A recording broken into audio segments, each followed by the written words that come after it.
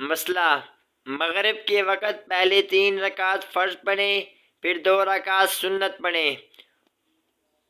یہ 2 سنتیں بھی مؤکدہ ہیں، نہ پڑھنے سے گناہ ہوگا۔ مسئلہ: عشاء کے وقت بہتر اور مستحب یہ ہے کہ پہلی 4 رکعت سنت پڑھیں، پھر 4 فرض پڑھیں، پھر 2 سنت، پھر اگرچہ چاہے 2 رکعت نفل بھی پڑھ لیں۔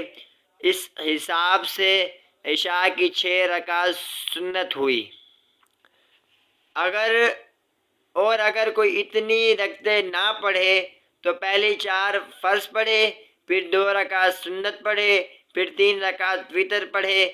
عشاء کے بعد یہ رکعتیں پڑھنی ضروری ہیں، نہ پڑھے گا تو وہ گناہ گار ہوگا۔ مسئلہ: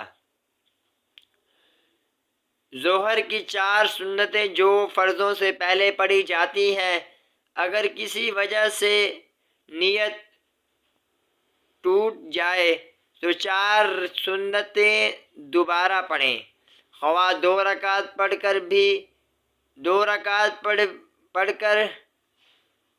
بیٹھ کر اتحیات پڑھی ہو یا نہ پڑھی ہو۔ مسئلہ: عصر اور اسی طرح عشاء کے فرضوں سے پہلے 4 سنتیں غیر مؤکدہ ہیں۔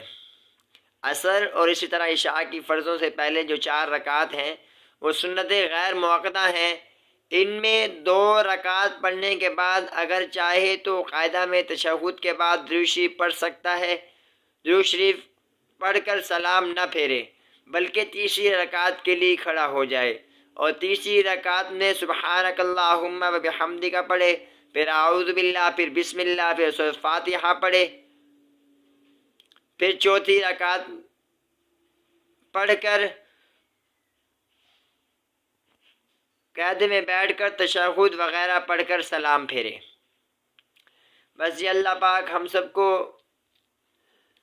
صحیح نماز پڑھنا اور صحیح نماز پڑھ کر اس پر عمل کرنے کی توفیق عطا فرمائے۔